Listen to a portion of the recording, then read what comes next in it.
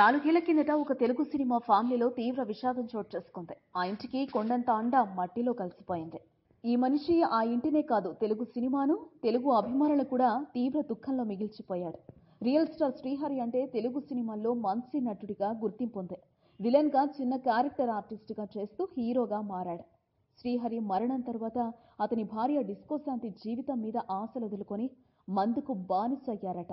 కానీ తన పిల్లల భవిష్యత్తు కోసం అన్నీ మానుకొని దైవ చింతనతో గడుపుతున్నట్టు ఒక మీడియా ఇంటర్వ్యూలో తన భావాలను ఇలా చెప్తున్నారు. డిస్కో శాంతికి ఇప్పుడు తన ఇద్దరి పిల్లలే ప్రపంచం. శాంతి ఇద్దరి అబ్బాయిలు కూడా వాళ్ళ చదువు పూర్తి చేసుకోబోతున్నారు. ఆమె తన భర్త శ్రీహరి గురించి చెప్తూ, దేవుడు నాకిచ్చిన గొప్ప వరం ఏదైనా ఉంది అంటే అది నా బావ శ్రీహరినే. నన్ను ఎంతగానో ప్రేమించాడు. నా జీవితంలో దేవుడు ఎవరైనా ఉంటే అది మా బావ అనే చెప్తాను. శ్రీహరిని పెళ్లి చేసుకున్నాక నా జీవితం స్వర్గంలా మారింది.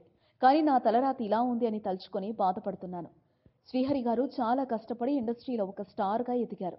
ఆయన దగ్గరకు వచ్చి ఎవరు సాయం అడిగినా లేదనేవారు కాదు.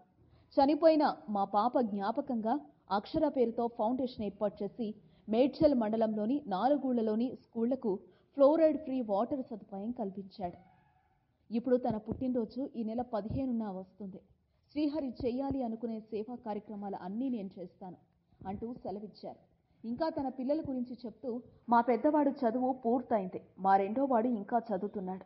అసలు నేను జీవిస్తున్నదే వాళ్ళ కోసం, లేకపోతే శ్రీహరితోనే నేను చచ్చిపోయి ఉండవలసిందే. వాళ్ళు భవిష్యత్తులో స్థిరపడతారు అనే నమ్మకం వచ్చిన తర్వాత నేనేమైపోయినా పర్వాలేదు అని ధైర్యంగా చెబుతున్నారు.